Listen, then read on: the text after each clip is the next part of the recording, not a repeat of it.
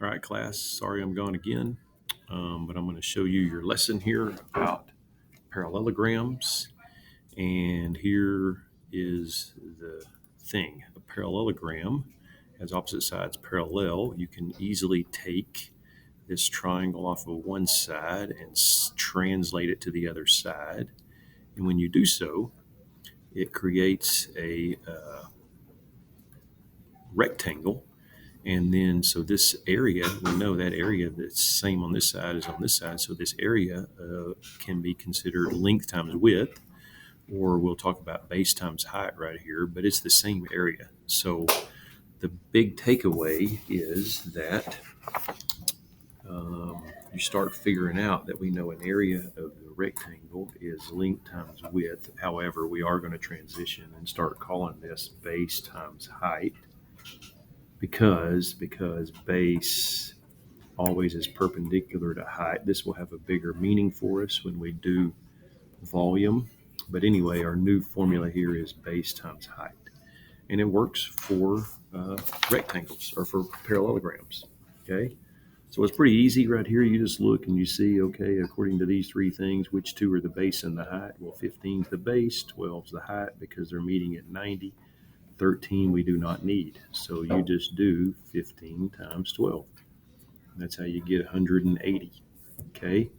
Over here, this is your height because since this is 7, we know this base is 7. But I don't have the height unless I go over here to the side and I use the trusty Pythagorean theorem. And y'all know the steps right there, and you figure out that that's 4. So then your area would be base, which is 7, times height, which is 4. That's how you get 28.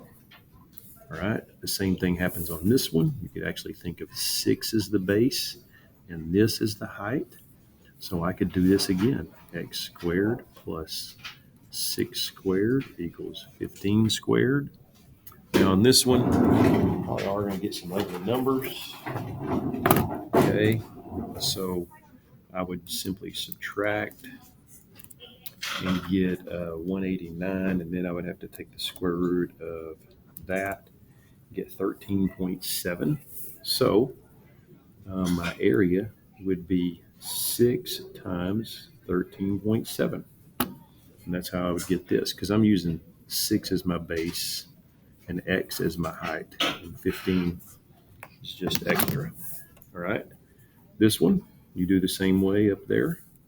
This one is base, still 17, and my height is 11. These are still meeting at 90 no matter where I draw it. If I draw it right here, it's meeting at 90.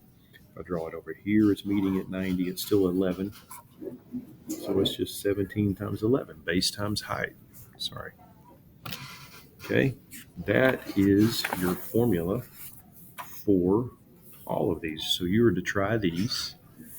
And down here, I will tell you, we might come across another option right here to find height, and that would be to use some SOHCAHTOA. This could actually happen. I would have to type this in my calculator with the right mode on. And I would do 7 sine 65 to get my height of 6.3. Then I would do my area, which would be 15 times 6.3. So I would just hit times 15 in my calculator to be accurate right here. My area would be 95.2. Okay. Do this one and this one with some SOHCAHTOA. These you ought to be able to do with some Pythagorean theorem or just by straight up doing it. But that's the area of a parallelogram. That's one of our lessons.